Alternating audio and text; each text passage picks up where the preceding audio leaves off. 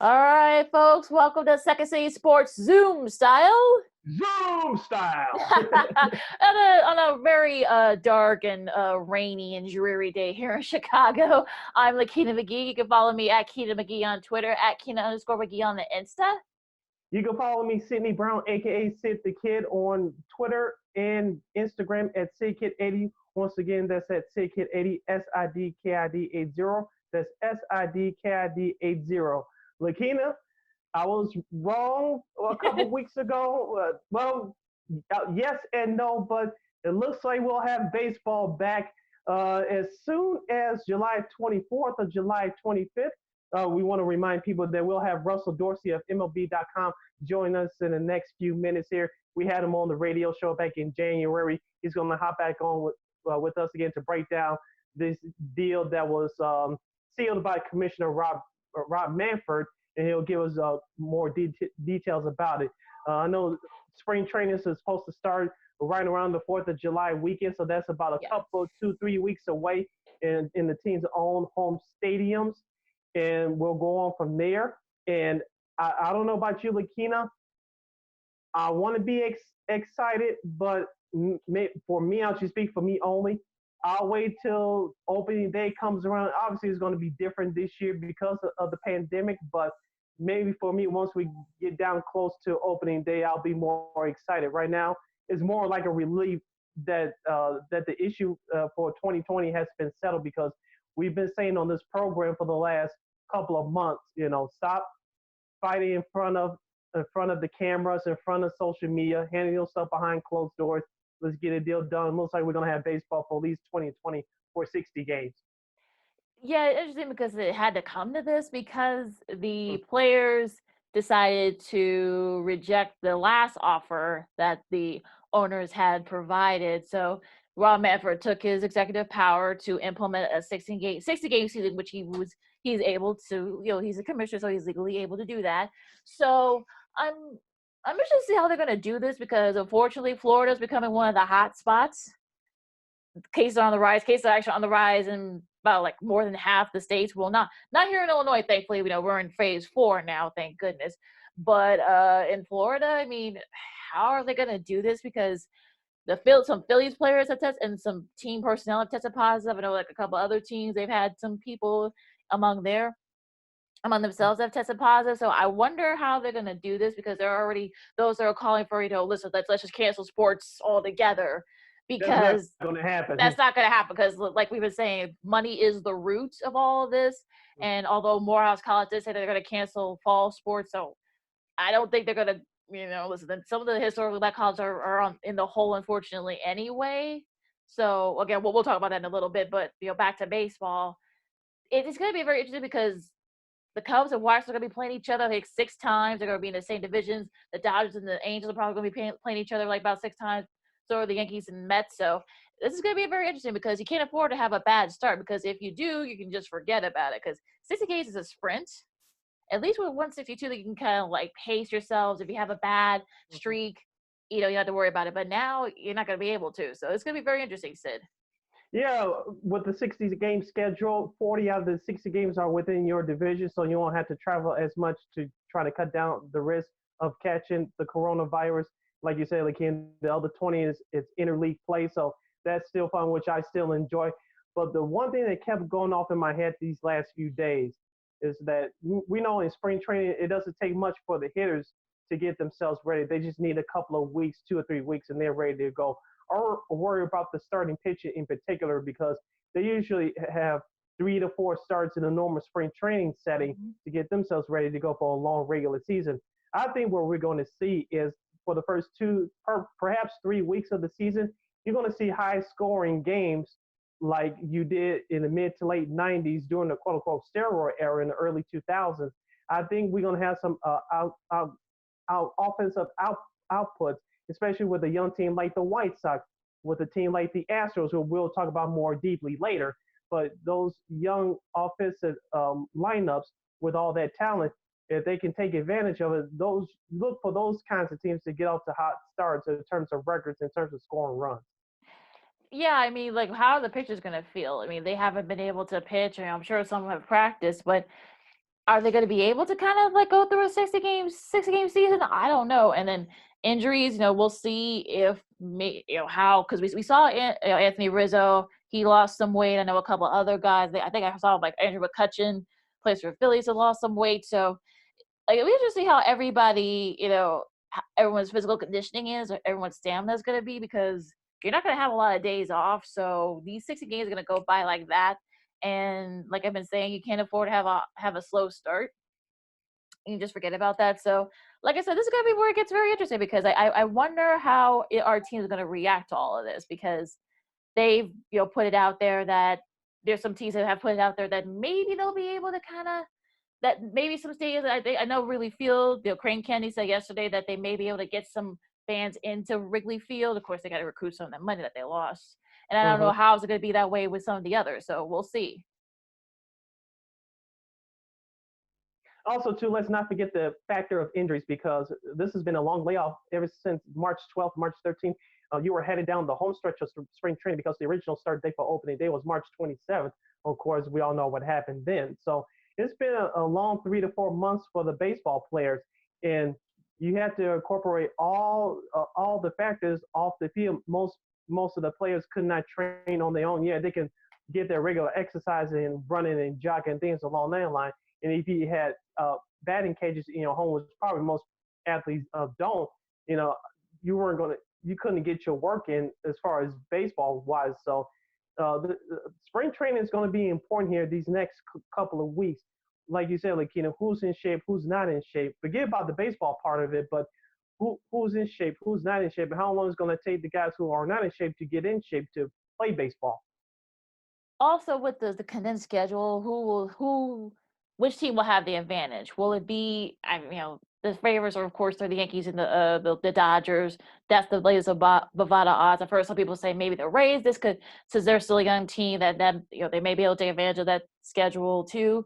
Toronto, unfortunately, they've had some issues with the COVID and everything. So this is sort of when, okay, who's going to be ready and whose teams are going to be caught unprepared.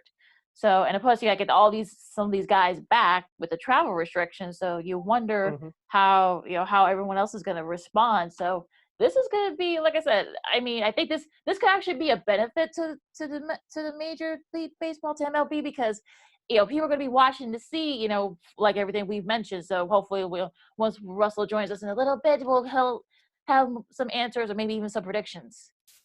I'm glad you brought up the Toronto Blue Jays, because I don't know what the restrictions are exactly for Canada, but I know that the Toronto Blue Jays, are, as of right now, as of this recording, that they cannot play their games at, I don't know what the name of the stadium is, but formerly known as Sky Dome. So where they're going to play, they still can't play at their own home stadium. So that's another issue. Hopefully, MLB, if they didn't solve it by now, they better resolve it quickly, because they don't have a home. And like you said earlier, looking about the rises in COVID-19 cases, we are looking at it right now in Florida. We'll talk about that later with the NBA. You've seen it to a certain extent in Texas. The Texas Rangers had their new ballpark opening up this season. You've seen a spike in Arizona. So hopefully the trend will start to go down. You'll start to allow some fans in, but at least for the start, you're not going to see any fans. You mentioned earlier, looking at with the interview with Crane Kenny. I heard that interview this past Thursday. So I know he said he was optimistic they can get some fans in there. I know Illinois Governor J.B. Pritzker said that he wants some fans in there, obviously at 20 to 30% capacity. But if you're Major League Baseball, let's just say Chicago, both teams, Sox and Cubs, you have some fans in there, but other cities, because of the rise in the cases because of the virus, they don't have fans in there. That builds for the unfair advantage, and MLB has to be unified, and they had to work with local officials to say if these cities can have fans, the other cities, assuming that the cases go down, they can have fans as well. Because if you have a couple places that have fans and the rest of the teams in MLB don't have any fans, that sets up an unfair advantage. Also, New York too is going to be very interesting there, because they kind of, they were sort of the epicenter of all this, but now they've been able to not only flatten the curve, but it's actually dipped. So, but Mm-hmm. but I don't know if they'll be able to, New Yankee Stadium and City Field where the Mets play. I don't know if Mayor De Blasio will be able to invite some of the fans in. I don't know what the situation is in New York, but it's going to be interesting how teams adjust to that because you're going to be in some stadiums you are going to be seeing people with a few fan bases with a few fans, but then you have others that probably won't be able to have fans at all. So it's going to be interesting to see, or maybe if they do going to do what the NBA does, have like a hub thing. But Arizona, like I said, Arizona's become another one of those hot spots. So that's going to be very interesting to see how teams adjust to all of that. Yeah, remember we reported back in April that the MLB wanted to do sort of like what the NBA is doing right now with these hub cities. They wanted to try it in Arizona and Florida, and people had a big backlash, including yours truly on this show. And look what's happening now. We didn't know at the time, but look what's happening now. The cases in those two states are hotspots again because those states opened up early. Now, hopefully, they'll flatten the curve at some point, but let's just say the MLB would have stuck with that plane they threw out there in early April, it would have been disastrous. We would not be talking about a deal right now playing 60 games this year. Yeah, it'll be like I said, it'll be interesting to see what they do and what happens because this is going to be kind of like what sort of breaks that mold. I mean, will there be this offensive explosion or will it be like a pitcher's thing where we won't see a lot of scoring? So this is going to be very interesting to see what they do here because, like I said, I mean, 60 games is not a lot. You can't afford to have a slow start. So this is going to be the time where what are they going to do? What are these teams? There's going to be some adjustments. Um, you know, and also to see like who this favors because you got guys who have contracts coming up. Chris Bryant, most notably for the Cubs. We'll Mookie see. Betts of the Dodgers too. Yep, he'll finally be able to play for the Dodgers now. So, because there have been some people that say, well, maybe if they cancel the season, he won't be able to. That Dodgers trade is null and void, but that's not going to happen. And we'll finally be able to see who the White Sox are going to be this year. So, this is going to get very interesting to see what, especially in these sort of uncertain times and in this type of scheduling, who this really benefits. Yeah, you could benefit a good young team like you mentioned, looking like the White Sox with Eloy Jimenez, Tim Anderson, and you have started pitching coming back with hopefully Michael Kopech and Carlos Rodon, who was supposed to return in July or early August. So on paper, they're stacked, but can they get a hot streak together, especially with all that talent up and down the line? Don't forget Edwin Encarnacion, the veteran who was picked up in this offseason. Yasmani Grandal, the new catcher for the White Sox. So if these guys can come together quickly and score some runs offensively, it could be a good year for the folks on the South Side. We shall see about that. Also, look at the Atlanta Braves. Yes, they got embarrassed in Game 5 last year in a deciding game in the division series against St. Louis, but that's a good young team on the come up. So you had to look at those teams. Now, with your favorite teams like the Dodgers and the Yankees, to a lesser extent the Chicago Cubs, in a shortened window season, you have to worry about teams in your own division in case of the Cubs. Milwaukee, Cincinnati, who was suspected to take another step this year. If they get off to a hot start, they may not let go. So you have to worry about teams in your division that's on the cusp. If you're the Dodgers, not saying Colorado, but maybe San Francisco, we called them the AARP team last year. Mediocre teams can catch fire. So maybe Arizona will be that team to catch fire. If you're the White Sox in your division, I'm not saying that Detroit's going to do anything, but Kansas City, they think they're on the next step, not up at the White Sox. Minnesota is probably another team that can probably, I know some people say that they could take a step back, but we'll see if Minnesota could be another team. Cleveland, this is sort of like their last stand because because they got a dumb payroll, so it'll be very interesting to see if any of those teams can kind of challenge the White Sox. Yeah, so like I was saying, like I was saying before, if you're one of those favorite teams, if you get off to a bad start, and those young teams are mediocre teams that are about to catch fire, if you don't catch up, the season is going to be over for you, and just like that. So if you one of those teams that are favorite, you have to get off to a good start. Yeah, and also Toronto too. Like I said, the nice young team that they might They take can a catch step. fire as well. They may take a step this year. I mean, we'll see what the Mets do. I mean, look, maybe the Mariners. I mean, who knows? But like I said, we could be seeing teams that come out of nowhere and perhaps maybe do this because it'll be very interesting. Just like I said, I mean, this is sort of like totally unprecedented. So there might be some weird things that happen this season. Yeah, if you're baseball, you don't want that. You want your big market teams to be on the forefront and on center stage. That's what sells the sport. As we mentioned with the New York Yankees and the Los Angeles Dodgers. But like you said, Lakeena, with all the other sports, which we'll get to in our next segment, uh, you need your big market teams to sell. But like you said, in these unprecedented times, we can, especially with this shortened schedule, we can see, like you said, a team like Seattle or Cincinnati maybe win the whole thing, if not just shock some people and knock some big teams out of a playoff contention. So you have to watch out right there. One thing I want to bring up quickly before Russell joins us, that a new rule, one of the new rules this year, the universal DH in both leagues. But I want to talk about the relief pitchers. When a relief pitcher comes in, they have to face the minimum of 3 batters. Do you think this will work in the long term?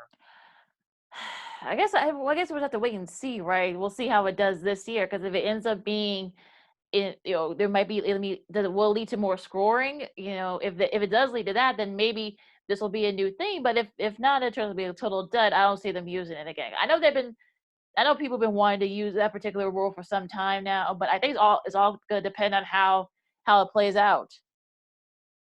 Yeah, I think the reason why they put this in is trying to speed up the game along, because we all know that historically baseball is slow to change. So hopefully this will work. Me personally, I like the rule because you have a lefty reliever coming in to strike out left-handed batters, and they come out, and then Yep. you have other pitchers coming in, and it serves the flow of the game. And trust me, I like baseball, I really do. But teams wonder why their bullpens are spent just like that, because you have too many specialists, and it drags the game along. Then, heaven forbid, you go to the extra innings and deep into extra innings, you run out of pitchers. So I think this could be a good thing. We'll see which teams manage the situation the best. Well, and you know what? And like I said, also the extra inning rule. I mean, I don't want it to be like a 12, 15 inning. You're not going to have time for that. So this is when it's going to get very interesting to see, as we are joined by a good friend of the show, Mr. Russell Dorsey, baseball extraordinaire, and probably one of the smartest baseball people you'll follow, and Stop it. and Stop it. no, this is so totally unsolicited here. But so Russell, again, thanks for joining us again. This we had so much fun last time. Right. I appreciate you guys having me on. Lakeena, it is good to see you. Sydney, it's good to see you. Thank you guys for having me on. Yeah, likewise, Russell. We were talking before you joined us about the six. We'll break down the details of the 60-game deal in just a moment. But what was your initial thoughts about the baseball finally having a deal in place after fighting each other in front of the media like 5-year-old kids over the last few weeks? So what was your initial thoughts? Well, first, I want to apologize for not being able to jump on with you guys at noon. Like I said, had a call come up at the last second. So I really apologize about that. That's okay. Stop it. It happens. You're a busy guy. You're a busy guy now, so it's fine. Thank you. To the baseball portion, I was, to be honest, disappointed in baseball in the fact that with everything going on in our country right now, with everything happening with the sport itself, that baseball couldn't come to an agreement, right? And it's really frustrating when you look and you say, man, like baseball could have had something really amazing. They could have had the market share of the audience with no other sports on. They could have come to an agreement when they came up with that March 26th agreement, when they agreed to full prorated salaries. All that being said, we've had nearly 3 months of arguing and fighting that ended last week or over the weekend with the agreement to have baseball. So I'm happy it's back. At the same time, I'm cautiously optimistic, seeing that we have spikes all over this country with coronavirus. And we just saw Texas today have some rollbacks with the spikes that have gone on in that state. So I am not sure if we see a completed season at this point. At the same time, I'm hopeful. I'm hopeful that we can get through this and people can be as safe as possible. And us in the media, we can be as safe as possible. But I'm just not sure where the season goes. I wanted to ask you, Russ, about the labor disputes. We all know that it comes down to money at the end of the day. But do you think that the issues that the players and the owners were fighting about, because we all know that the collective bargaining agreement that they're working under now runs out after next year. Do you think that this is a setup for next year? It could be some trouble down the road trying to get a new CBA deal done? I think so. I think in addition to the agreement to come back in the middle of a pandemic, there was also these quasi CBA negotiations going on. And I think that's why it was tougher for baseball than any other sport to have a dialogue, let alone try to come back. Because it's like I'm talking about money and I'm talking about, you know, percentage and revenue sharing and all these things, as well as what's our coronavirus protocol. And while that should have been at the forefront, and those things were the last things agreed upon, the money was out first and foremost.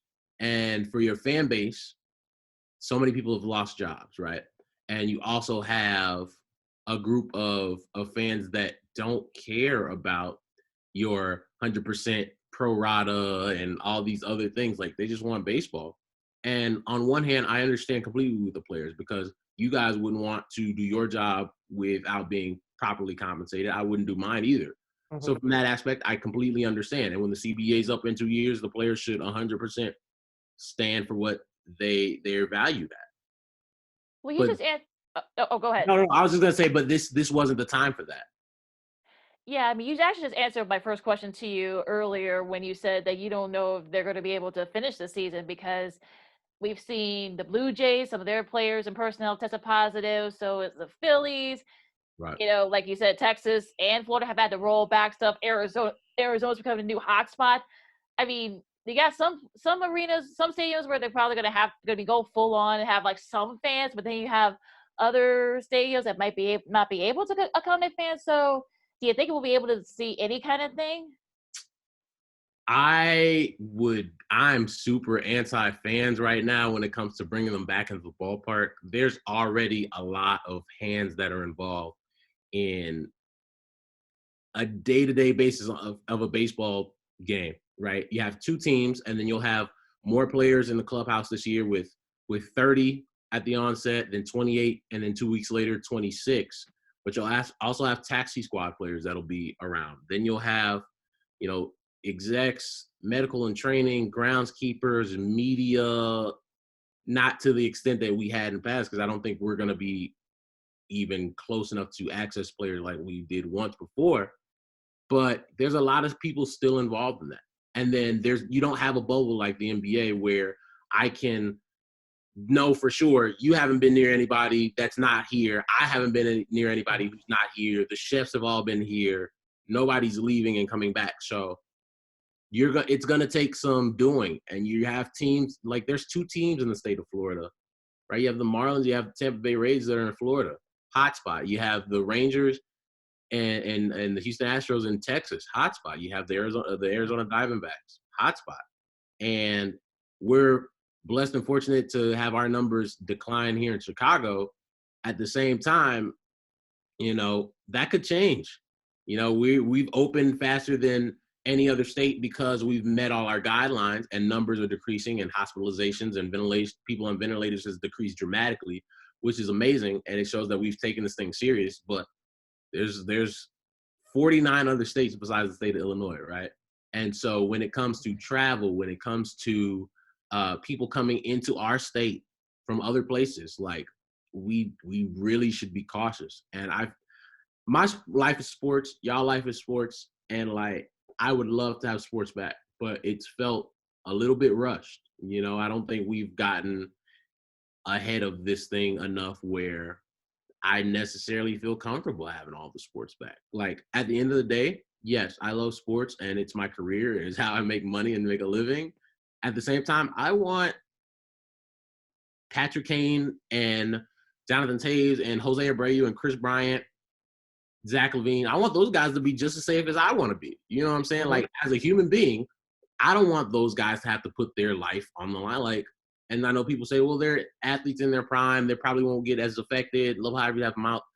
I don't think we really know how bad this coronavirus like affects the human body. Like we've seen it with the severe symptoms and cases, like what it does to the lungs. But even in people who are asymptomatic, like we don't know the long-term effects. And so for an athlete in their prime, we just don't know where this thing could go. So I understand players want to take every precaution before they get back out there on the field or court or wherever. Russell Dorsey of MLB.com baseball writer joins us right here on Second City Sports Zoom style, along with Lakeena McGee. I am Sydney Brown. Russell, here's a couple new rules that are in place for this year that may be in place for good. The universal DH in both the National and American leagues, and we have the three batters rule for relief pitchers coming into the game. Give us your opinion on first the universal DH rule, designated hitter rule, both in the National and American leagues. I think it'll be good. I think people would argue that, you have Madison Bumgarner, he can hit, and Zach Greinke can hit. That's two guys out of the hundreds of pitchers that take at bats over the course of a major league season. Even then, Madison Bumgarner was, hitting 156. While sure, that's good for a pitcher, and he hits the ball out of the ballpark. That's not good. And I'd much rather have a professional at bat with a guy hitting 250, 260, 270, in that designated hitter spot. I think it will provide a little bit more strategy. I know people are like, well, there'll be less strategy, you won't have double switches and all that. I do think it'll be more strategy for teams like the Chicago Cubs, who have a surplus of offensive bats, and guys who really know how to swing it.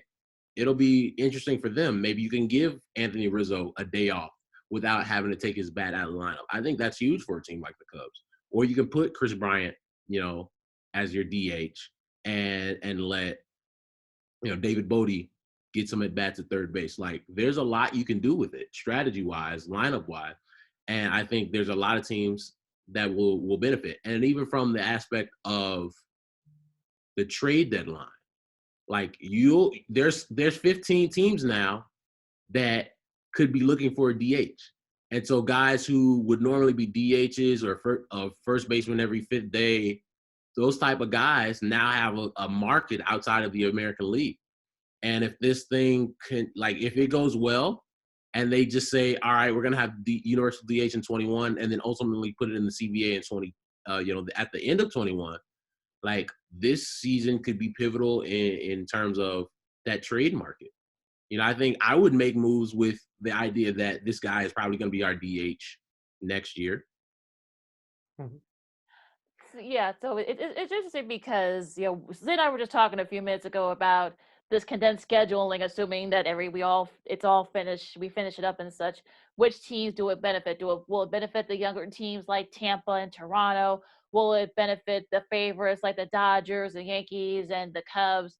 So who do you think? What teams do you think will benefit from this condensed scheduling? I'd like to say, well, I think you can look at it both ways and say there's advantages to both. I think a team like the White Sox that are young and up and coming have a good shot because, they can pin their ears back and over a 60-game schedule, just go all out. They don't have to worry about burning out. They don't have to worry about a July, August, slow stretch, the dog days of summer, none of that. So they can go all out. And as young guys, a young club, they have the energy to do that. A team like the Cubs, though, I do think will benefit, or a team like the Dodgers, teams that have been there before and have veterans on them, on those clubs where normally June, July, you have guys banged up, you have guys during that dead arm period, you have guys who have slow starts after, the first half. You don't have to worry about that. There's a lot of older guys who have gotten a lot of rest and don't have to worry about, maybe having a DL stint in July or August now. They're going to have to go, 60 games in 66 days. Everything's there for you, and you can go and you can do your thing. At the same time, I do think, those teams, I do think they have a little bit more of an advantage than one of those younger teams because mentally, I think those teams can take themselves to a place where it's just like, all right, everything's in front of us. There are very few unknowns besides coronavirus, but from the baseball aspect, everything's there. And it's just now, all right, can we get to 30 wins? Can we get to 35 wins? Can we try to push for 40 wins? Because 35 seems like the number or the magic number that you need to get to. And speaking of one of the favorite teams, Russ, coming into the season, it's the Chicago Cubs. Now, many people have said that they're on that quote-unquote last legs. Of course, you have David Russell, former Cub, now the manager of the team. This is a season of crossroads for them. How do you think they'll approach this season? Do you think they'll approach the season with a winning mindset of let's keep this core together. Let's keep this winning going. Or do you think this will be a season of change?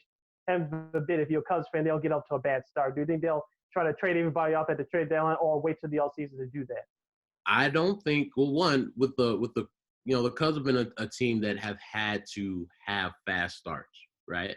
Over the last couple of years, it's always been, oh, they got off to this bad start. Now they got to fight back, and they have to do all these other things. You don't have to do that now, right? You have the 60 games right there in front of you, and I think it's important for a team like the Cubs, where you don't know what the future holds beyond 2021. Like Anthony Rizzo, Chris Bryant, Javier Baez, Wilson Contreras, Kyle Schwarber, all these guys, they have not signed contract extension. So it's important, even in this shortened season, to have some signs of life. Even if you don't win the whole thing this year, you should be able to come back next spring training and say, all right, if this is our last go around with this group, do we have enough to keep going, or should we start looking towards the future and maybe trading a guy like Chris Bryant? Even though that's not what anybody wants to do, that might be what you have to look at if the season doesn't go like you planned it for it to. Let's talk about the South Side then, because I know Sid, our good friend Alyssa Bergamini, who covers the White Sox. I know the fans are actually now excited because we finally be able to look forward to seeing guys like Eloy and Moncada and all them others. Do you think they can benefit from this condensed scheduling? Yeah, I think a guy like Eloy Jimenez will benefit greatly from it, because I think now you don't have to worry about, he had some issues with staying healthy last year. 60 games, if he can get through that, like you'll be in really good shape. You get to see Luis Robert for the first time. I think everybody, whether you're a Sox or a Cubs fan or just a fan of baseball, I think you're really excited to see what that dude can do in the big leagues. Tim Anderson, confidence at all-time high. And it's a guy who won a batting title last year, now has a year of experience. Lucas Giolito. There's a lot to love on the south side of Chicago, and the Sox should really benefit from this condensed schedule. Like, they have starting pitching depth, which I think is invaluable, especially this year. In general, yes, but in a year where you're going to have some openers, you're going to have some tandem starts where you have a guy like Michael Kopech pitch 3 or 4 innings, then have somebody else come behind them for another 3 or 4. I think that's something that they really are going to have to do to make a difference. And they're going to have 20 games against the National League Central, right? And so the Sox before, even when it was going to be a 162-game season, they were going to be looked at as one of potential contenders in the American League. Now, I think they're still viewed as that, maybe even more so. And, you want to be one of the big boys in Major League Baseball, you're going to get your opportunity. You're going to have to play your 40 games against your division in the American League Central, but also you're going to have to play the Cincinnati Reds, who look like another sleeping contender in the National League Central. You're going to have to play the Cubs, who, regardless of all their issues over the last couple of years, are still have one of the best rosters in Major League Baseball. You're going to have to play the Milwaukee Brewers, who are always a tough competitor right there for a National League Central title, and the Cardinals, who won the National League Central last year. So you're going to, you want to be a contender, you're going to have to beat contender. And so that's 20 games, which is in this, it's a big portion of the season this year. 20 games is going to be a big tell for the White Sox, what they can do against the National League Central. I want to ask you, Russ, before we move on to our next subject, me and Lakeena talked about before you hopped on with us, is that I think for the first 2 to 3 weeks of the season, you're going to see I predict you're going to see an offensive explosion in terms of runs scored, because it's going to be a condensed spring training. We all know that hitters take 2 to 3 weeks to get going. They're usually ready to go. Starting pitchers in particular usually have to have about 3 to 4 starts before they settle down. I think we're going to see an offensive explosion for the first couple of weeks of the season. What are your thoughts about that? I think offensively, yeah, I do think we're going to see some big numbers put up. That's one of my concerns with baseball this year, is like, what quality of baseball are we going to see? Because personally, I don't think we're going to see high quality baseball, especially at that first couple of weeks. I think we're going to see some high ERAs, and because of the condensed season, some guys are going to finish the season with like a 6 or 7 ERA. just because you don't have enough innings pitched to bring that down to the mid threes or low fours where you would normally be at. So I don't think we're going to see the great pitching right out the gate, especially with guys only going 2 and 3 innings. I think some hitters could struggle, and it's weird because in a normal season you can have a bad month and still have an amazing year. 315, 380 on base, 800, 850, 900 OPS.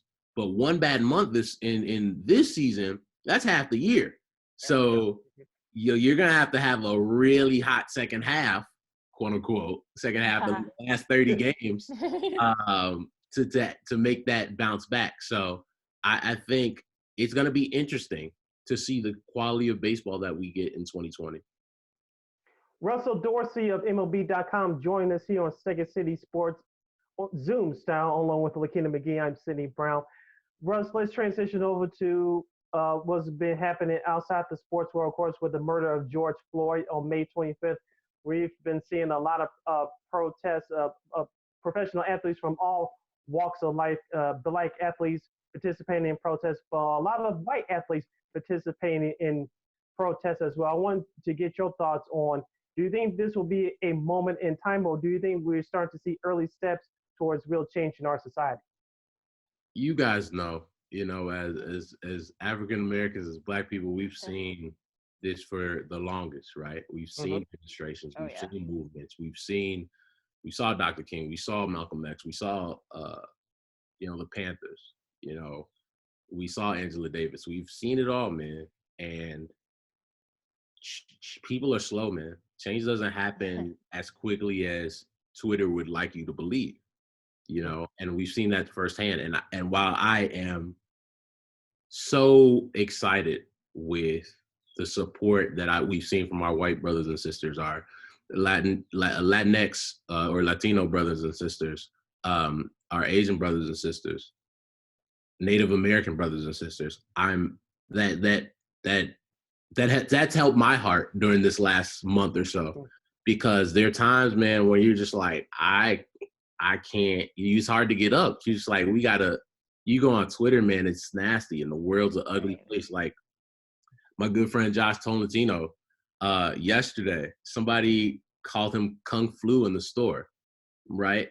This is a proud second generation Filipino American dude, has worked his way in our business and is one of the stars in the sports media landscape, covering the Tampa Bay Rays for The Athletic. And somebody said something so just racist and anti-Asian xenophobia and all these just things that you're just like, dude, how are people like this? And those things are still happening. 2020, and it's hard to watch that. It's hard to see that and think, man, stuff's really turning around. I will say, like, I am confident with how people don't want to stop the fight. People don't want to just stop because, all right, it's been a month. The officers who killed Breonna Taylor are still out there, man. You got to keep fighting until those guys are brought to justice. But yeah, I just think as far as the athletes are concerned, I'm glad athletes are using their platforms, because I think athletes and people in general have realized through all of this, saying that Black Lives Matter or saying that police brutality against African Americans is wrong is not a political statement. Caring for people as human beings is not political. You should just have care and empathy for people like you would want people to have care and empathy for you. And it sounds simple, and it really it should be, but we all know it's not. So I'm hopeful that this movement continues, but I'm slightly jaded in the fact that we've seen this movie before, and while it feels a little different because it seems like there's a lot of momentum and momentum that doesn't seem like it's going to leave. People are fickle. And after a couple months, after things not trending on Twitter anymore, are you still gonna help communities? Are you still gonna go clean things up? Are you still gonna go donate to food pantries and initiatives, to make sure these things don't continue to happen? Also voting too. Absolutely. There was this big Absolutely. registration jump in voting, and I want to see these young people have this energy and take it to the polls. Yeah. Because if you want real change, we've been saying it the last couple of weeks, if you want real change, voting is a start, especially at the local level. And for us, like, we know that Black people haven't had my grandparents didn't have the opportunity to vote until they were like in their 50s, through the Voting Act of 65. Yeah. Yep. 65, yeah. I just had to make sure my history was right. I feel bad. Yeah, you got it. It's right. You got it right. And for me, like, I'm 25, y'all. So but I know history really well. Like, I know that about my grandparents. Like, my grandparents were sharecroppers, right? And came up here in the Great Migration, just so their kids had a better life. Like, my grandfather was a custodian at the Museum of Science and Industry, right? And during the what Chicago blizzard was it where, like, people still talk about it to this day? 67? Oh, 84? I think it was 67, yeah. Or the 81? Well, What's the one in the 80s? I think it Whatever was the one 81. was. It was 81. It was right before. This was right before we were born, I think. Jay Burn got elected. Yeah. My dad told me that my grandfather got up at like 3 a.m. and he shoveled the steps of the Museum of Science and Industry, right? And his son was an educator in Chicago public schools for 35 years. And I get to do what I do. You know what I'm saying? So it's not lost on me where I come from and the privilege that I have to not only do what I do, but be able to voice my opinion on who our leaders in our community are.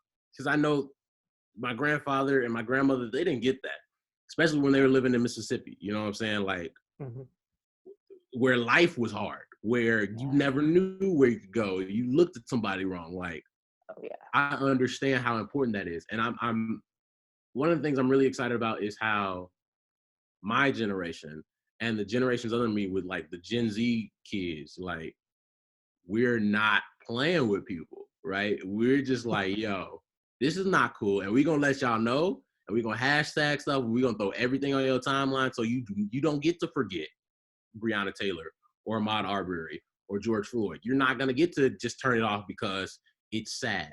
Yeah, it's sad. You think we're not sad? Like, we're sad and we're tired of seeing this.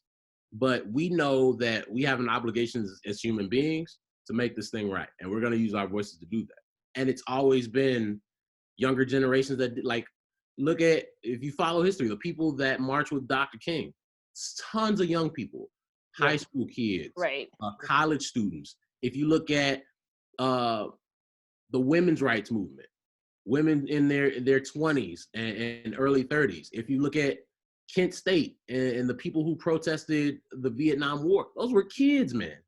Kids, college students. So it's always been, and that's not saying we don't need our older generations, because that's where you learn from. That's where you get guidance from. That's where things get passed down so each generation can be better and better. Like, we need my parents, who are the boomers of the world, who might not have that energy that they had back in the day, but still have care for making things a better place for their grandchildren, for my kids, And so somebody does have to take that baton and run with it after a while. And then one day I'm going to have to take that baton and pass it to my kids' generation, and say, look, I can't be out on the front lines like I used to.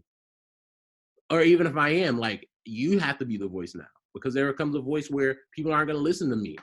And that seems crazy, and that seems like a million years away, but it's gonna happen, like it always does. And younger voices have to speak out and be the lead, for a lot of these situations. And I'm proud of my generation and the younger ones that, like, we're really coming together and unifying for the greater good. One more question. Oh, go ahead. Go ahead, reset. No, I was gonna say before we go, what do you think baseball has to do to get more African Americans to kind of play? We saw Ed Howard going to the Cubs, and Andrew McCutchen, even though he was injured last year, is a big star. It seems like the African American participation in baseball is decreasing. Do you think this, seeing McCutchen and Ed Howard, hopefully he succeeds at the big level, do you think that'll help? And we saw what happened in the College World Series last year.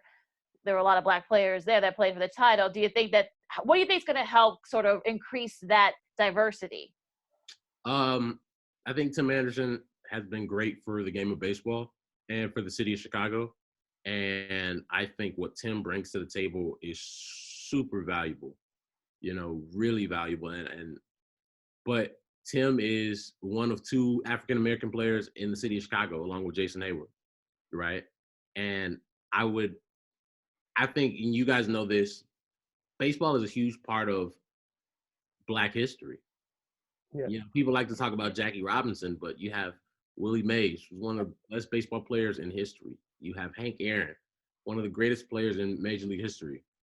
You have the entire history of the Negro Leagues, right? Some of the greatest players to ever play the game are people that most baseball fans never even heard of, So it's important to us in our community. And I think because of the rise of showcases and, baseball is the most expensive sport to play.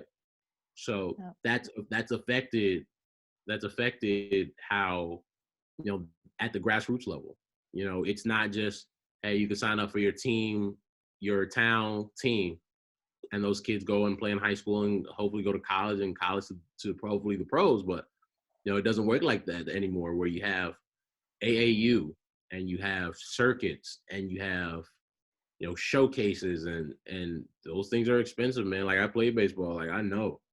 And so, yeah, I think we're going to have to, I think the way the game is brought along might have to change. I think the showcase circuit will always be a way you see the country's best stars, quote unquote, best stars. But I do think with initiatives like the Sox ACE program is great, because that's gotten a lot of kids not only playing baseball in the city of Chicago, African-American kids, but it's also gotten a lot of kids into college. Kids that might not be able to have that experience or had that experience, but now they can go and they can find a scholarship somewhere. Like Ed Howard is a product of the ACE program, right? That's a dude that played in Jackie Robinson West, and we cheered him on and cheered his team on. And I know, I had it when he got drafted, and I tweeted about it. You had people in my mentions talking about didn't he play for that team that cheated? I'm like, man, it's bigger than that. First of all, those kids didn't have anything to do with that. Right. Second of all, Exactly. we were so proud as a city of those kids, seeing those kids on that big stage and winning the American title, or the United States title, and then even when they lost in the final, to see that kid, the shortstop of that team, stay in the city of Chicago that raised him, and where he played baseball at Mount Carmel High School, one of the proud sports high schools in this city. That's amazing.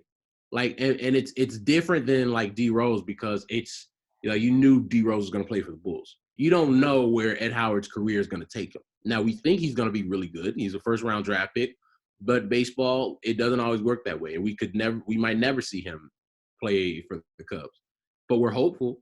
And it would be an amazing story if we did see it, because that's just, you don't get stories like that all the time.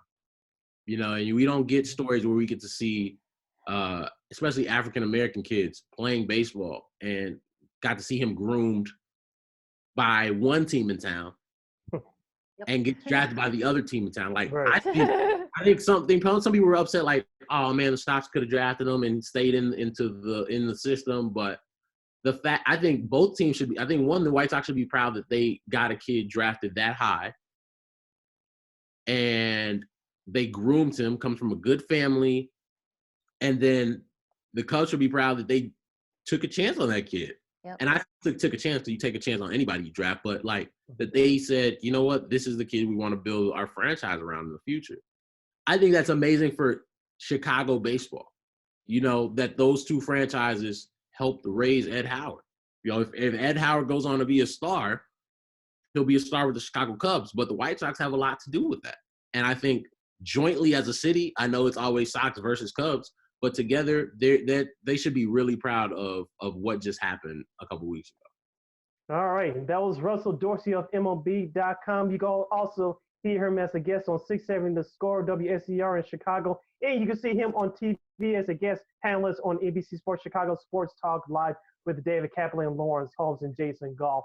Russell, thank you so much for joining us today. Thank you for the support, your support for this program, and also the other show that I work for, the D and Davis Show. Thank you for your support for those guys as well. Much continued success. Great job today, and let's do it again down the road, okay? Sid and Lakeena, I appreciate you guys having me on as always. Like I appreciate what you guys do. I appreciate what D and Davis does for the city. Like you guys, I will always hold it down for y'all because I know y'all hold it down for me. And, yeah. Always. We gotta support each other. Like oh yeah.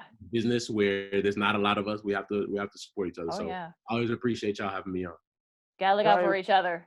Have to. Yes. Have All right, to. Russ, take care. Thanks, and good luck and keep up the great work, okay? Be Thanks, safe. guys. I'll see y'all soon. See? All right. I hope to see you soon. Talk to you again soon. All right, that was fun and insightful as always. I can't believe he's only 25. It makes us feel kind of old. I know, right? Oh my gosh! Look how much he's accomplished, and like he's only 25. It's crazy, and he's only gonna go up from here. It's insane. Exactly. So anybody's looking for inspiration for coming up in this business, not just look at us, of course, but take a look at Russell Dorsey. He's doing some big things. He's going to do greater things. I got a great idea, Lakeena. Let's just take a quick break, and we have Josh Frydman of WGN Sports coming up in our next segment. We're going to get into other sports as well as baseball with him. We got a lot to cover with him. So I want to take this break, cool off a little bit. Yeah. We'll come on back. We have Josh Frydman of WGN Sports right here on Second City Sports Zoom style. I'm Sidney Brown along with Lakeena McGee. Stay tuned.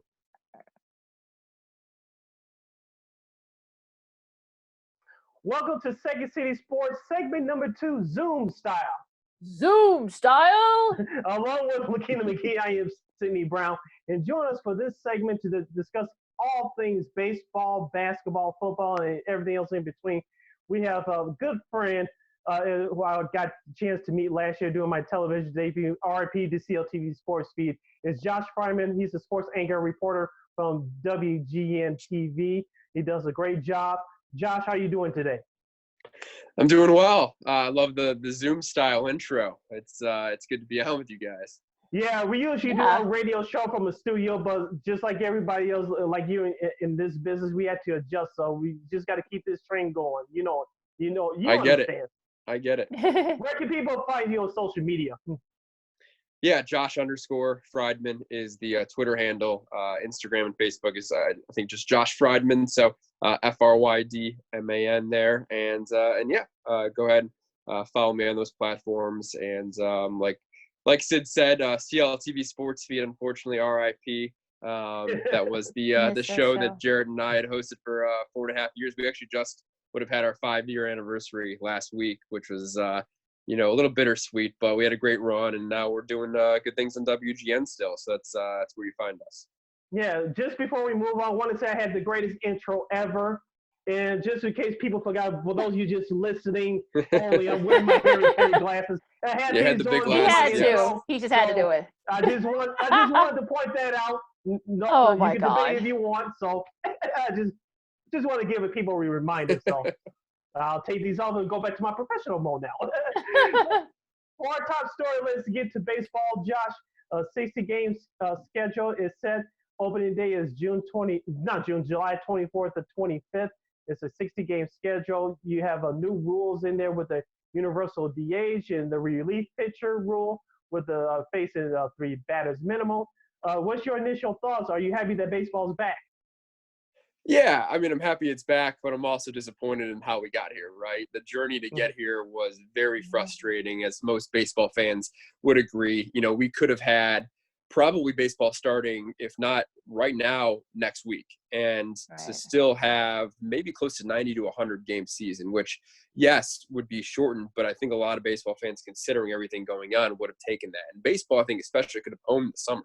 Now they're starting when the NBA is getting back, when the NHL is getting back, MLS, WNBA, all these other sports are going to be converging on each other, and July is going to be crazy for sports fans that have been stuck in their homes watching old games and, basically the equivalent of ESPN Classic every day, I think it's going to be great for them to all get everything at once. But it could be a little overwhelming in baseball, which has had a hard time having a national brand over the recent years and trying to find more than just a local identity. I think really missed the mark, unfortunately, by having these squabbles between the union and the owners over money when obviously the unemployment rate is skyrocketing and there's so many economic concerns for the everyday person. And they're looking at these millionaires and billionaires fighting over how to divvy up the pie instead of thinking, all right, what's the best way safely that we can have a season and worrying about the health and safety protocols. So that's still, I think, something that is going to hang over baseball's head. At least the commissioner was able to implement a 60-game season. But now we're seeing, guys, there are questions about how they're going to be able to get back in the field with new cases every day, it seems like, and what the protocols are going to be. I do feel like baseball is in a better position than the other sports because it's an outdoor sport. You can more easily, safely socially distance on the fields, in the clubhouse, etc. So I am excited, but at the same time, it is disappointing because a 60-game season is going to be like nothing we've ever seen, and it's going to be very interesting to watch. Do you think they'll be able to finish the season? I mean, we had Russell Dorsey from MLB.com, just a few minutes ago saying that he doesn't think they'll be able to finish the season. Do you think they'll be able to finish it? Yeah, look, and it's so tough to say because we don't know where things are going to stand with, and I assume meaning with the virus Right. as far as being able to finish. There's all this talk over the fall having a second wave, and right now we're seeing the continuation of really the first wave. So we haven't even gotten to that point yet. And by no means am I a health expert, but I don't know if baseball will be able to finish by the time we get to September, October. That was a huge sticking point with the negotiations because the playoff prize money, the pool money for the revenues with the TV rights is where a large portion of the money coming in this year because there's no fans. That's a big sticking point that was for the owners because they wanted to make sure that if that scenario came where September, October rolled around and we saw another uptick in coronavirus cases, that they could finish the season and get that playoff money. So I'm hopeful, and maybe we will see something where they finish the regular season, and maybe they have the World Series, maybe they have the playoffs and the World Series in a bubble situation like we're seeing with the other sports, and maybe they go to one city, they quarantine for 2 weeks. With all the National League players that are in the playoffs and the American League is in another city, and then they figure that out. But I think at this point, we really don't know if they're going to be able to get there. I think at this point, let's just get to the start, right? Before we even talk about the finish, let's see if we can get to the beginning of the season, how those first couple games and weeks, because these are still a large amount of people that are traveling every game, every week. Yes, they're doing it in their division, so the travel's cut down, but Chicago to Pittsburgh, that's still a good flight. You talk about, with the White Sox going to Cleveland and going to Minnesota. Yeah, they're not long trips, but still, you gotta have a lot of people beyond just the players that are making these trips too. It's all the personnel and the staff and the trainers and so on and so forth. So let's get to the beginning before I think we can really focus on if this season will finish. Josh Frydman of WGN Sports joins us right here on Second City Sports Zoom style. Josh, I want to ask you about the chances for both our Chicago teams to have a great season of the Cubs and the White Sox. Me and Lakeena have been discussing on this show today that for teams that are favored to go to the World Series, like the Dodgers and the Yankees, to let's just stick the Chicago Cubs, the schedule may be in their favor because they're veteran ball clubs. But on the other side, you have teams that could surprise the people like Arizona and the White Sox, young teams like that. If they get on a hot streak, they can maybe surprise the people and maybe upset a couple of those favorite teams come playoff time. I wanted to ask you, what chances do you give both our baseball teams to have good years? Well, I think the good thing about this format is any team you can make an argument for to get hot over 60 games and to make a run. And once you're in the playoffs, as we know with Major League Baseball, seeing wild card winners win the World Series, it is a sport once you get in that tournament. 5-game series, 7-game series, you can win and beat a better team, especially if you have good pitching. So that's my concern with the White Sox. Can the pitching get there? Because they are very talented. And I think it's telling. I was listening to the Baseball Tonight podcast with Buster Olney and Tim Kirchin, two of the more respected baseball writers you're going to find out there. They both picked the White Sox as their American League sleeper, their surprise team. Both of them agreed, and they could have picked obviously a ton of different teams, but that's where they feel like the young team that maybe has nothing to lose because they've never been there before, that they can reel off, a couple hot weeks and they can start believing they're in it. Because if you do that, if you start off 15-5, all of a sudden you only have 40 games left. That's basically like a late August to September sprint, and you can feel that energy, I think, reverberate within the clubhouse. And for a young team, that's all it could take. And what really helps the White Sox and the Cubs too, but I think more for the White Sox, is their division is terrible. Yes, you have the Twins, and the Indians are good, but not what they were a couple of years ago. And then you have two of the probably four worst teams in all of baseball with the Royals and the Tigers. And so you're going to be playing those teams at a disproportionate amount than you would every other team in the league. And they get to play the other Central Division, which is an okay division. The Brewers, I think, are going to take a step back. The Cardinals are also middling. The Cubs are probably in that respect too, and the Pirates are down, and the Reds could take a step up. Right. You don't have to play the Dodgers or the Yankees or the Red Sox or the Rays or the Astros. You got all these teams that are not on the schedule, and yes, they may play them 6 or 7 times a year, but if you just take them out of the schedule, all of a sudden you're beating up on those teams that you should be. So I think it's very advantageous for both the White Sox and the Cubs, more so for the White Sox. But I think you can make an argument for either of those teams. On the north side with the Cubs, they have that veteran leadership, and that I think let's do this one more time type of rah-rah feeling, right? Let's, David Ross is the manager. Let's get this group together, maybe for the last run. And I think because of that, and just having to go forth with that 60-game sprint, how many times have we heard in the last couple of years they need to be more urgent with the beginning of the season and play better in April and May and have every game count? Well, now it truly does. And so I think that urgency on the north side will help the Cubs. Yeah, I was gonna ask you, Josh. I mean, which team really do either Chicago team, have a chance to kind of win the division? Because like we've been saying, all show long, it's you got the condensed scheduling, you're playing 60 games in 66 days. Does it benefit a veteran team like the Cubs? Will it benefit a younger team like the White Sox? Who do you think has like the biggest advantage?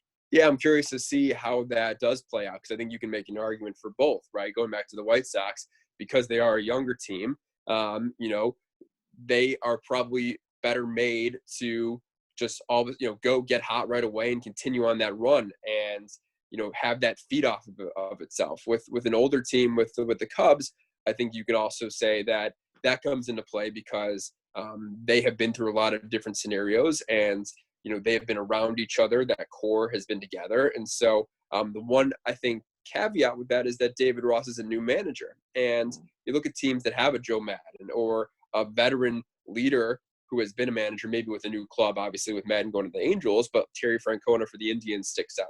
Other guys who have been with an organization or just been a manager for a while, I feel like they have an advantage over guys who are not only learning this for the first time, but learning it in an environment that's brand new. What's the first time we see a game that's close in the 9th inning, knowing the 10th inning is dramatically changed by having a runner on second base? How does that change the strategy of David Ross and Ricky Renteria on the south side? How do they use their bullpen now? Because you don't really have to worry about a game going deep into extra innings, but you also have to worry about the 3-batter minimum rule. So there's all these things that are now also on top of the shortened schedule being thrown at these managers. So I feel like the veteran managers actually are at an advantage here. So that could be something that we watch a little bit more closely when it comes to David Ross and how he's learning on the job.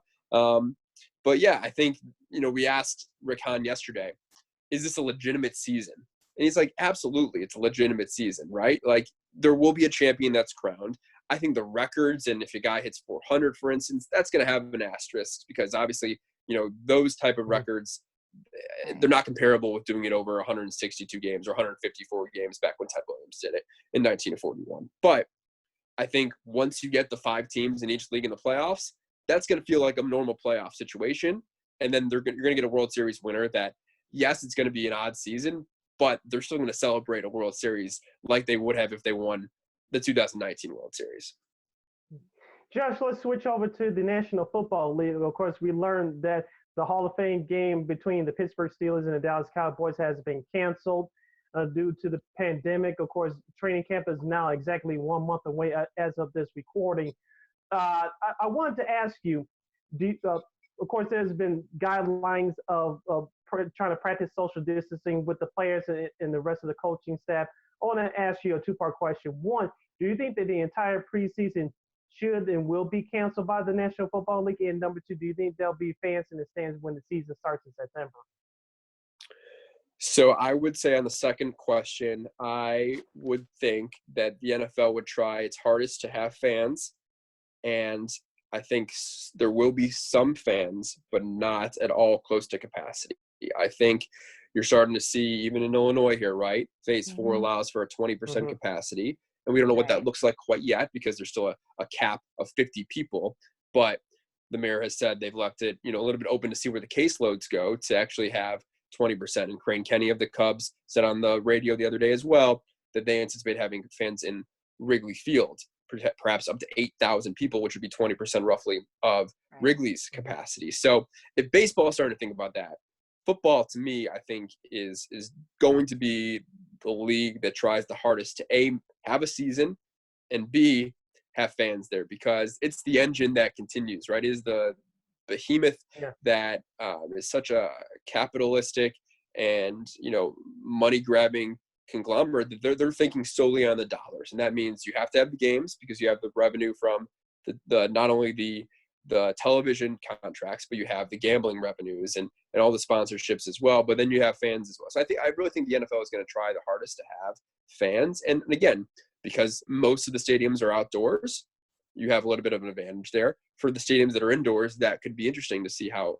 that plays out if there's different restrictions for a Ford Field, for instance, versus a Soldier Field, which is obviously an outdoor stadium. So the one thing with the NFL that's interesting, and going to your second point about the preseason, back when everything was starting in March and April and May with the pandemic, the NBA was the first one to stop its season. Then all the other leagues obviously fell into place. What the NFL had in its advantage was that it just ended its season. It had the longest time period until it had to even think about these questions, right? Well, now that time period is obviously much shorter, right? We are about a month away from training camp. So you're really starting to have these questions now become much more pressing. How do we implement safety and social distance protocols in an NFL game or in a practice when you're right on top of another player? And are we going to have masks under masks, so to speak, right? You're going to have a face mask that you have another mask. Like, these are all things that they're trying to work out, but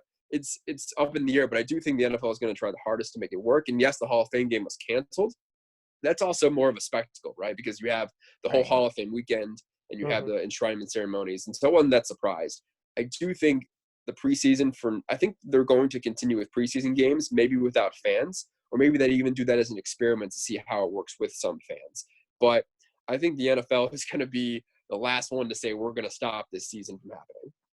Yeah, do you think you'll be able to be roaming the sidelines, or do you probably have to change the way how you interview players this year? Yeah, media stuff is so crazy, right? Because we don't know yet. The media have not been told even about the upcoming baseball season or the NBA bubble or the NHL bubble, what that would look like from a media perspective. My guess is that traditional clubhouse access is going to be verboten.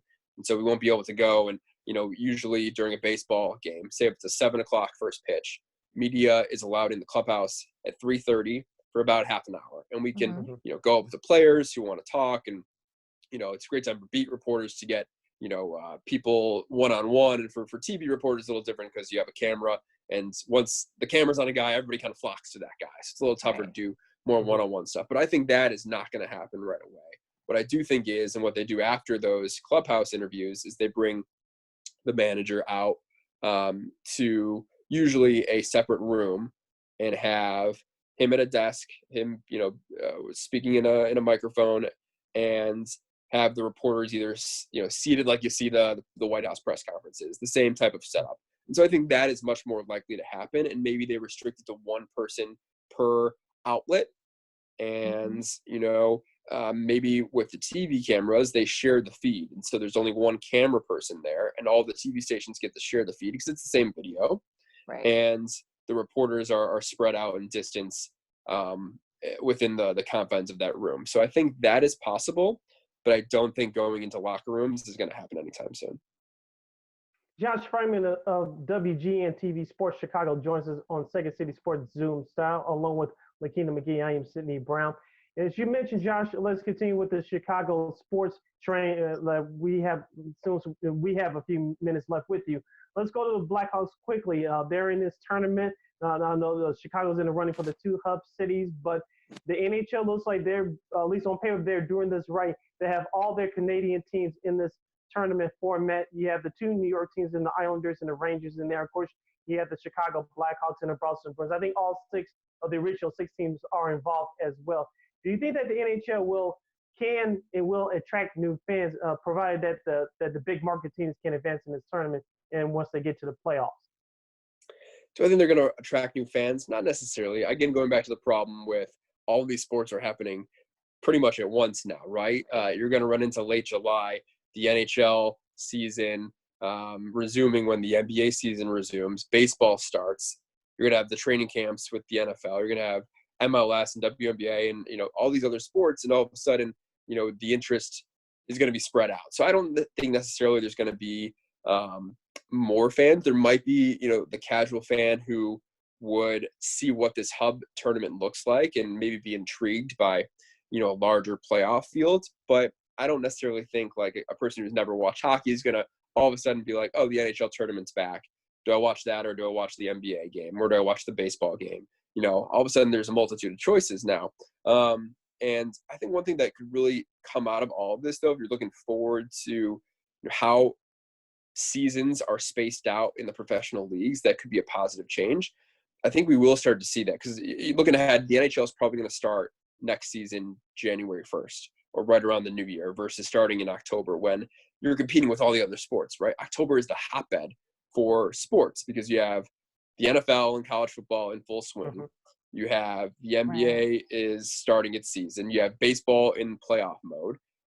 You have college basketball starting basically the next couple of weeks. So it's really a tough time to gather a lot of attention from these other leagues. And so if the NHL starts later, where they have less competition at the beginning and especially in the summer, right? If they're going to then have their playoffs be instead of May and June, you push it back a couple months, and then you're talking about the summer when really baseball is the only league that's going on that you're competing with. And so I think that could actually be a boon to a league like the NHL that needs a way to separate itself. And the NFL is always going to attract the most fans. And so if you're leaving really the fall to the NFL and college football and letting the other leagues kind of work around that, I think that's going to help everybody, because the other leagues are eventually going to see more eyeballs. But for me, I'm excited to see the Blackhawks play because I wrote them off. I know most fans probably did. Sid, you're a diehard, but it's tough to say whether the Hawks are going to make a run in that limited time, right? So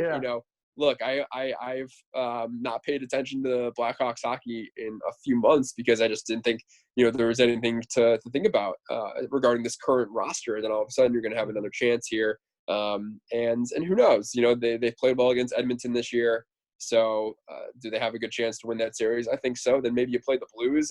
And again, because there's been a layoff for all these teams, any type of momentum they've had previously, you don't have to worry about that. Guys who have been banged up or healthier. So it's a new lifeline for the Blackhawks. What do you think about what the Bull situation is? Because we've seen, Jim Bullen may be gone, but then, Karnishevich and Mark Eversley may keep him, there are now reports saying. So what do you think happens there? Yeah, it's I've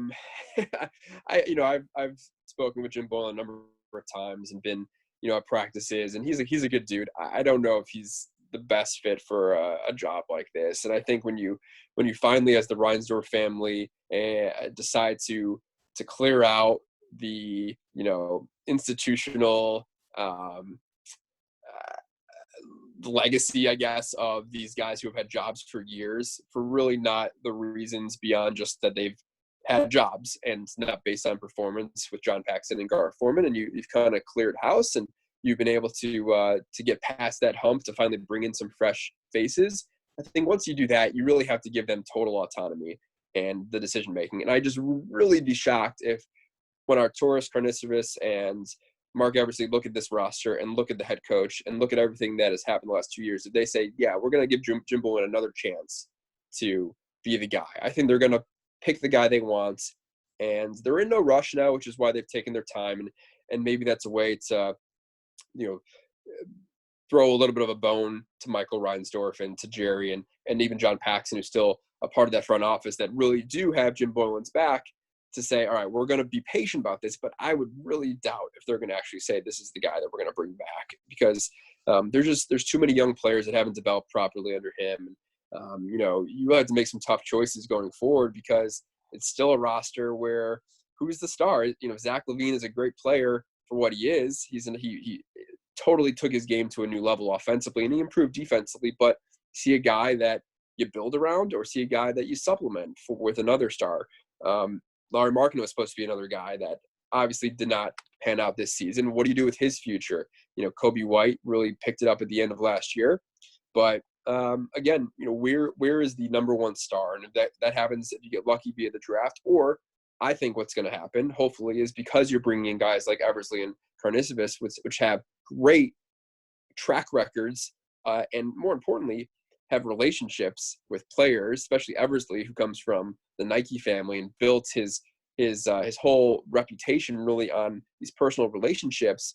I think that'll help attract people to Chicago that previously were looking at things and saying, I don't want to go play there because of, you know, whether it's the reputation of management or ownership, or even just MJ's legacy here and following in that footsteps, that still hangs over the city 20 years later.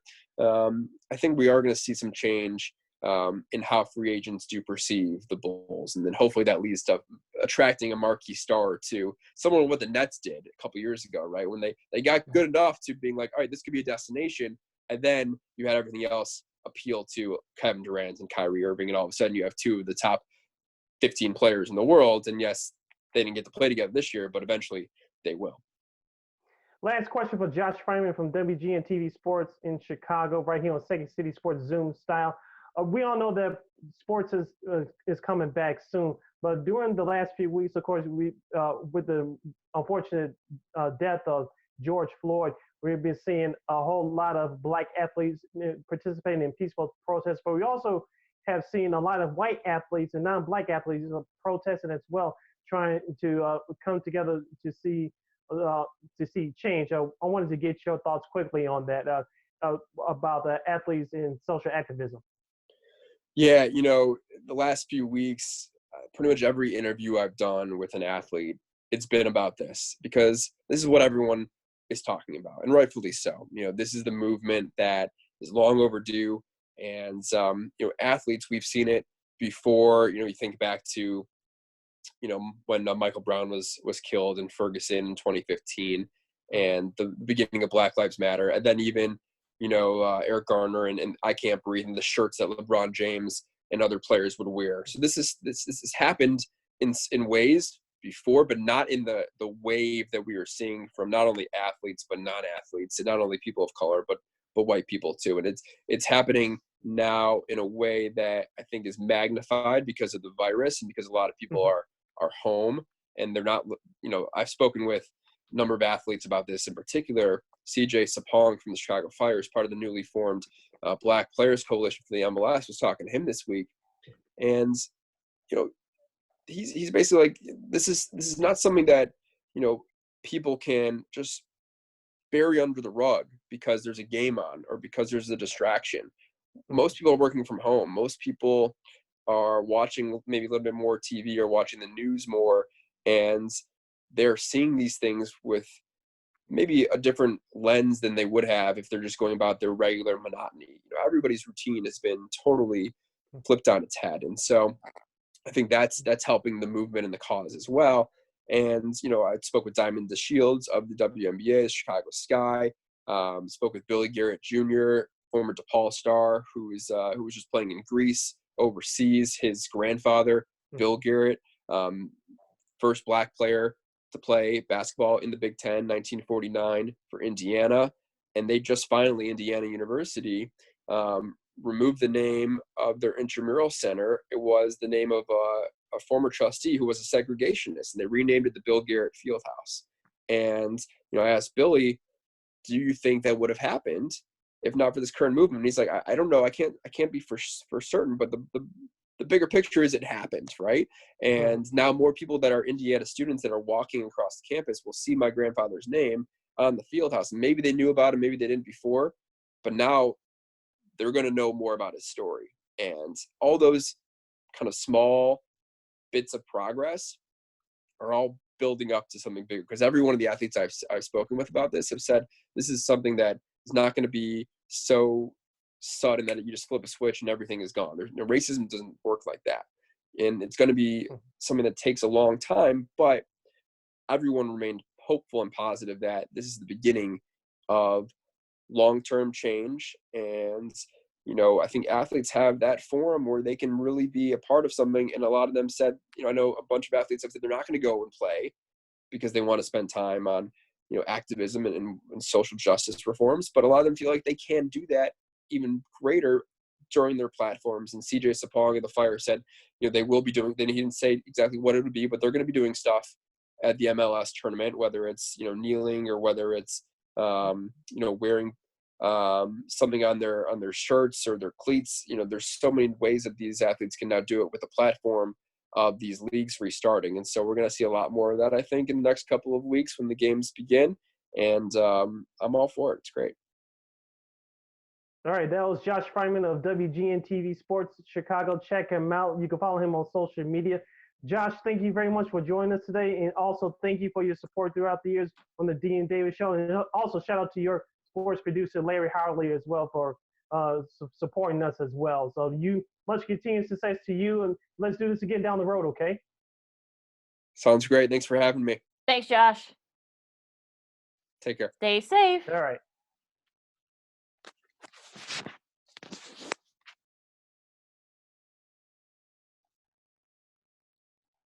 And that was Josh Frydman of WGN TV Chicago, and giving us his thoughts about all the sports going around in the city and across the country. Lakeena, I got to say, I'll salute to you and to myself as well. A great show this week. Two great guests along with Russell Dorsey of MLB.com. Great perspectives today. I really enjoyed this one. Yeah, this was a lot of fun, and it was great to talk to Russell again, of course. And also, it was great to finally talk to Josh. I mean, I'm a big fan of his work, so this was a fun show. So got a little bit of time left. So let's talk about the NBA. We didn't get a chance to get into this deeply with Josh. We didn't have the time. But what do you think about some players? 16 players out of like 320 something tests came out earlier this morning that they tested positive for COVID. Avery Bradley's already said that he's not going to play, although there may be some other things that might be keeping him from playing. I don't know, because he. But So what do you think about all this stuff that's transpired these last few days of the NBA? In terms of Avery Bradley and also Trevor Ariza of the Portland Trail Blazers as well, he set out the time for the month of July to spend some time with his son. He's trying to get custody of things along that line. Right. So with those cases like that, it goes beyond sports, so you cannot blame them for that. Anybody that does, you're not a human being. You don't know what you're talking about. Just go disappear somewhere. But with that being said, we know that Nikolai Jokic of Denver, he had the virus. That he's recovering now as we speak. I don't know if you saw the picture on social media from the last couple of weeks again. He's lost some weight. I'm sure it was due to that virus now, and so. We'll see if it affects Denver once they get down to the bubble in a couple of weeks in Florida. So I know I heard some people over the last couple of days say that it is best for the players to catch the virus now because they won't be as affected. Hopefully, once they get down to the bowl. But my worry is this: you can control things for so long. The coronavirus I'm sure, will seep into that bubble. How much it will seep into it, I don't know, but. Heaven forbid, and I do mean heaven forbid, if LeBron James catches it, if Giannis Antetokounmpo catches it. We always saw that Kevin Durant caught it in the beginning of the season. He didn't even play this year, so that lets you know the virus is not discriminatory towards anybody. So let's just say if the Lakers go all the way to the NBA Finals and Anthony Davis has it, or LeBron James, as I mentioned, has it, and they had to be quarantined for 10 days or 14 days for 2 weeks, that could derail the Lakers season right there. We talked about it in baseball, again, we talked about it in our baseball segment. You can have a team like Philadelphia, who most people threw off the bender once Ben Simmons got hurt. You have a team like that or a team like Portland win the whole thing. Um, heaven forbid your superstar players or a quarter of your roster catch the coronavirus. There's no good time to catch a virus, but let's just say you're a team that's deep into the playoffs and a couple of your superstar players or a quarter of your team catches the virus, it could alter the playoffs right there and have a surprise team catch up and perhaps win the title. Yeah, I think about Jokic because he was in Serbia, his native Serbia, and he actually apparently Mm-hmm. I guess he caught it for Novak Djokovic, who's one of the top tennis players in the world. Him and his wife, they got it. They got it from another tennis player. So there was, and apparently, I guess in Serbia there wasn't a lot of restrictions. They didn't have like social distancing and such. So I think that might have had a lot to do with it there. Yeah, it's going to be interesting because I feel like maybe I don't know. I mean, I know there's some people that are calling for maybe for sports to be canceled for the fall, but at the same time, like we've been saying, money is the root of all this, and you got to Yeah. have some type of sporting coming on. People need something to kind of distract them from what's been going on. So, and as I've been saying, you hope that your top tier players don't get the disease. That goes for all sports.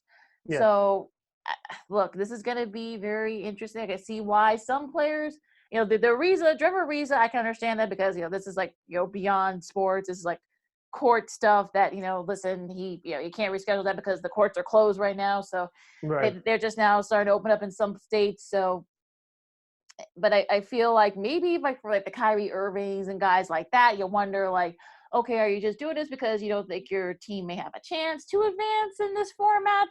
So I don't know. This is going to be very interesting. Yeah, it is going to be very interesting. In terms of Kyrie, we said on our last podcast episode that Kyrie Irving has some personal things with LeBron James, and of course he was mad because injured players cannot go down there to support their teammates because the NBA is restricting access amount of people per team. So you go figure with that one. But like you said, it's going to be interesting what the NBA does once that bubble gets started. Heaven forbid, now do me heaven forbid, if an entire team catches the virus, you can't really push things too far back because we all know that the NBA plans to start next season in December 1st, December 5th, or what have you. And so in these arenas that these teams are playing, assuming they go back to these arenas without 99.9% sure that they are, those arenas that they play in, they have other scheduled events, other teams. Like here in Chicago, you have the Blackhawks that play in there. You have a couple of college basketball tournaments that take place there. You have business conventions. You have concerts there. So these other events that is held in those multi-event arenas, they cannot be rescheduled too much. So the NBA is really taking its chances. So if you're the NBA, hopefully that this virus does not spread too far because if half the team gets, or heaven forbid the entire team gets it, it can really derail things, and they really have to shut things down, which I know they don't want to do. Yeah, I mean, look at Buddy Hield and Jabari Parker from the Kings. Mm-hmm. They've tested. I think a couple other players too on the Kings tested positive. So, yeah, this is gonna be interesting, Sid, because this is uncharted territory for all the sports, and I wonder, like you said, what's it gonna take? What's gonna be like the breaking point? Will it be half a team or a whole team? Like you said, will it be like a top tier guy like LeBron or Giannis or Harden? Any of them get it, or will it be like a coach or something? Because remember, like we said a few weeks ago, Adam Silver wanted to put that provision there to have like some of the older coaches sit out. So, Mm-hmm. but Pop and some of the other older coaches said no way, and he kind of had to backtrack that. So I don't know what's it gonna be. So hopefully we don't see any snafus. Yeah, hopefully we don't, and hopefully we'll see all of the athletes healthy and safe, in which they can perform their jobs at a safe and healthy environment. Before we go, Lakeena, since we have a couple minutes left, like you said, I wanted to ask you about the NFL preseason. We did ask Josh Frydman from WGN about this. I think he said that I think he may be onto something that if assuming that things take turn for the worse, we hope not. But if they do, at least if you're in a preseason for the NFL, you can try having the games without fans because let's be honest here.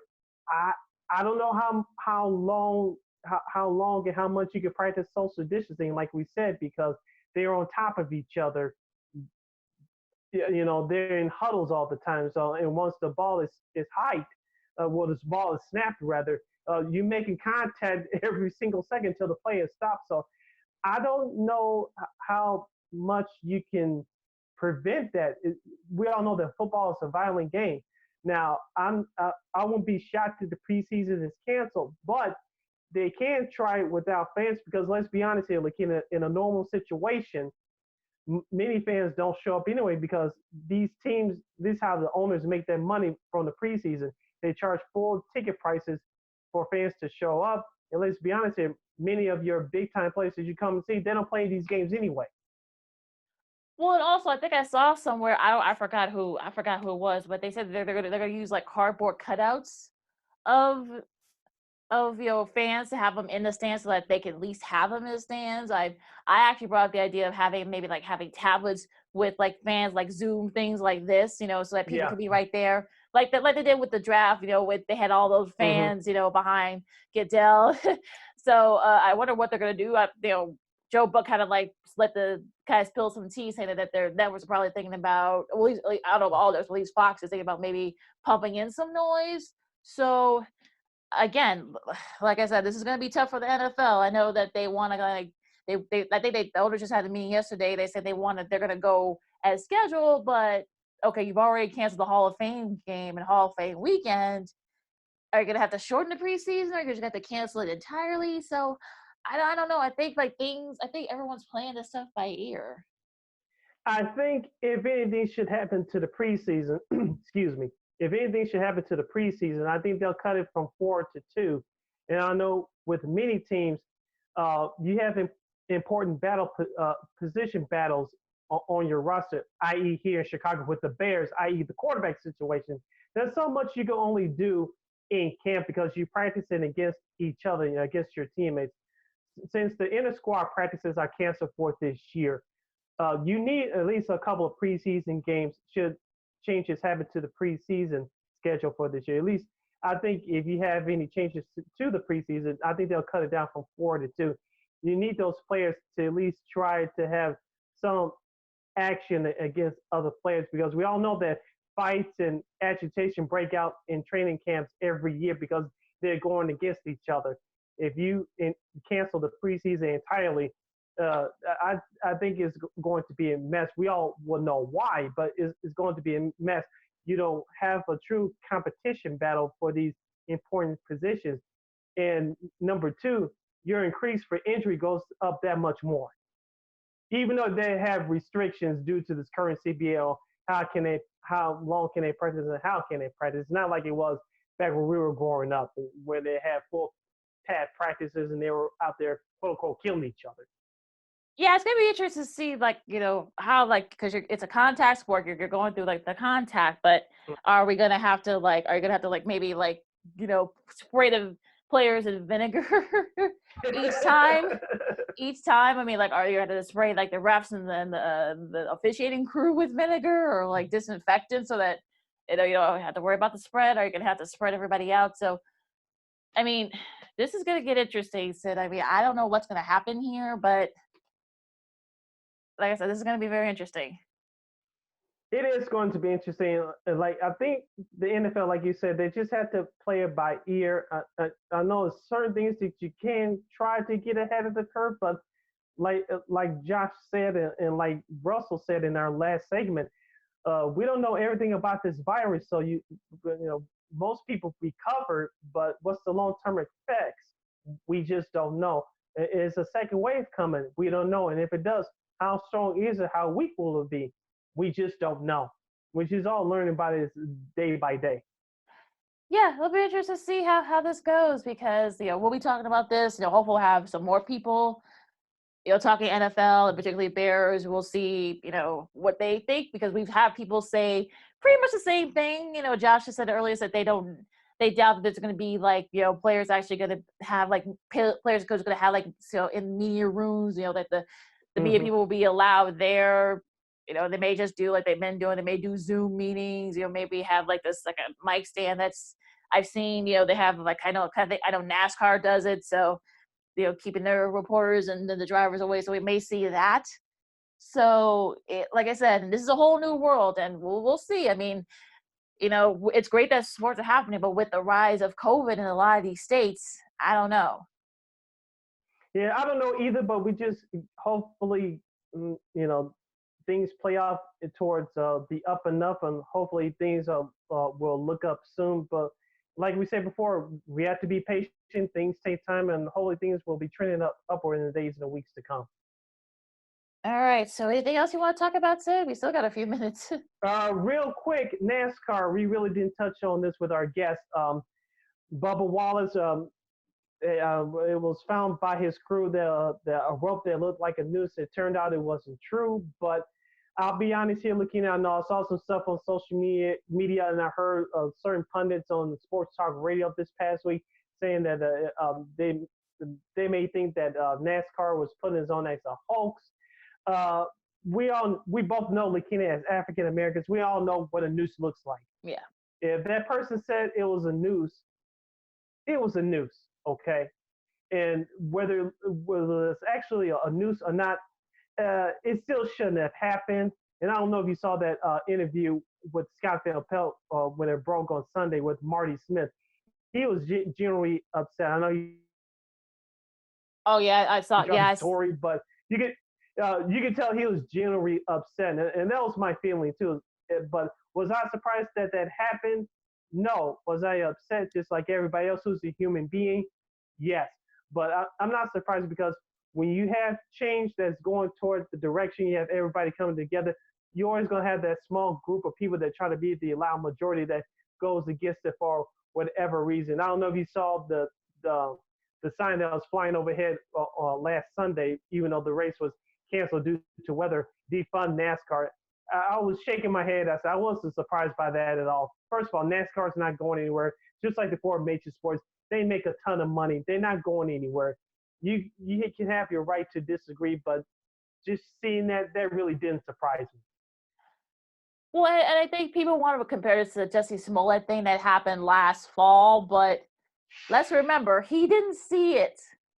Apparently, somebody in his crew saw it, and All right, yes. and they went to the top and the top door of NASCAR, and NASCAR's president actually reached out to him. So for anybody that say, "Oh, this is a Jesse Smollett thing," no, that's not the case.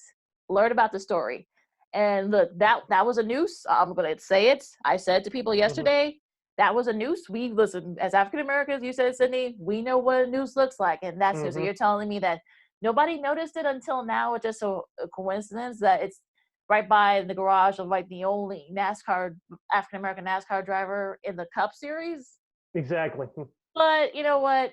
Some good came out of this. He had that great moment with him and some of the drivers, also including his owner Richard Petty, who was 83, who actually has stayed because he's at the higher risk, has stayed away from any of the tracks. So he had a nice moment with him. He had his arm around him so as he was getting out the car, and also some of the other drivers. His best friend Greg Blaney actually ended up winning the race at Talladega, and Bubba had his best finish at 15th. So it actually ended up, it didn't start off well, but it actually ended well all around.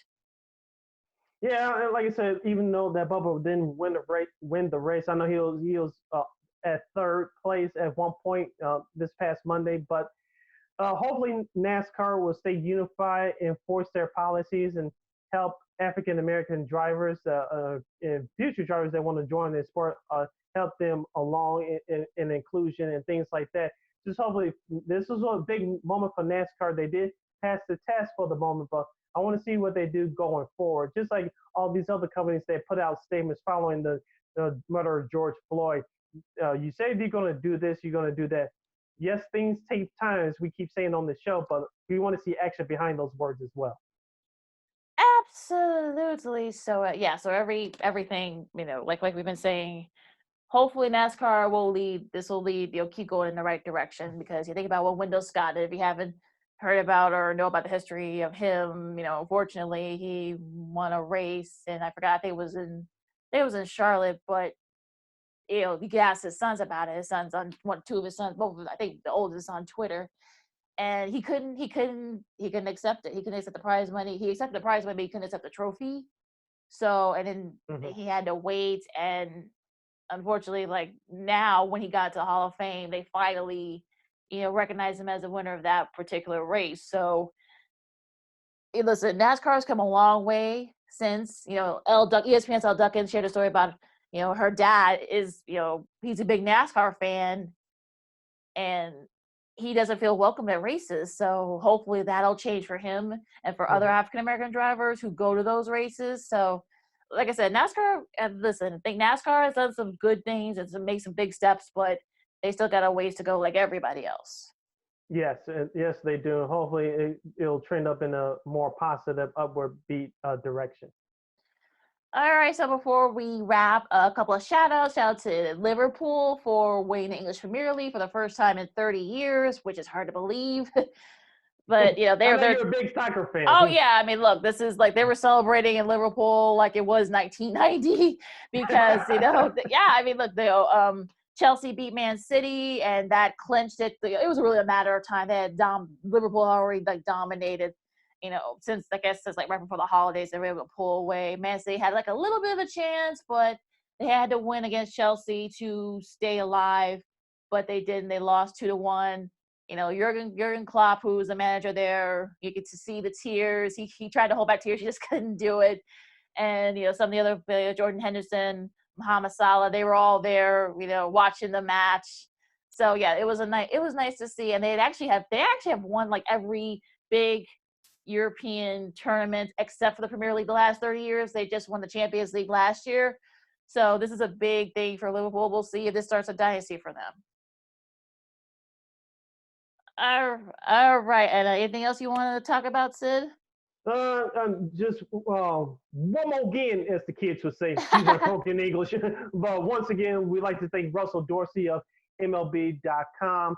You can check him out on 670 The Score as a guest on the Lawrence Holmes Show and other shows on that station as well. You can see him on NBC Sports Chicago's Sports Talk Live with David Kaplan, Lawrence Holmes, as I mentioned before, and Jason Goffo, among others. And Josh Frydman, you can watch him on WGN TV here in Chicago. He's a sports reporter and anchor. Thanks to both those gentlemen for coming on this week's podcast. And also sharing their opinions of what's been going on in the world of sports. Yes, like we would say, we'll see what happens with all this stuff still going on and it's on the rise again. So we'll see if we can get back to some type of normalcy. Sports are back, but again, sort of we'll see. Yes. All right, you follow me at Keena McGee on Twitter, at Keena __ McGee on the Insta. You can follow me on Twitter and Instagram at SidKid80. That's SIDKID80. That's SIDKID80, both on Twitter and Instagram.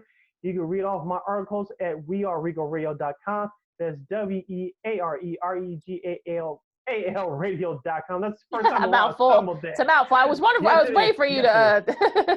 It finally happened. So go to WeAreRegalRadio.com for all of my articles and other articles from our great writers as well. And you can listen to the D and Davis Show, which is the crew that I'm a part of. Both D and Davis Show and D and Davis The Flip, part of the WARR on Anchor Network, which kicks you over to Spotify and all your podcast platforms. Search for WARR on Anchor. You can listen to In the Scope with our guy Josh Chase. Hopefully we can get him on this program soon. And along with our program, Second City Sports, and of course, D and Davis The Sports Show and D and Davis The Flip. All right, so next weekend's the 4th of July. I know a lot of people probably may not have some big plans. They may not. We'll see.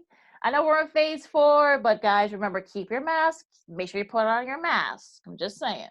And wash your hands. And also fireworks. I mean, I don't know about you, Sid, but I know in my neighborhood, the fireworks have been going on for like the last month. Like, okay, come on. I heard them too. So if you don't know what you're doing, and for those of you that are listening in Chicago and the state of Illinois, please don't mess with them because, first of all, it's illegal to have fireworks. And number 2, you're going to chop off your fingers if you don't know what you're doing. Just saying. Look what happened to Jason Pierre-Paul a few years back. Yes. Just saying. Look that up. So on that note, for Sid, I'm Lakeena. This has been Second City Sports Zoom style. And hopefully Jason Pfeiffer will be back with us, in a little bit. Like I said, he's been working hard. So hopefully we'll have him back on and we'll be back, with some great convos and some great guests too. So see you next week. See you next time. Holla!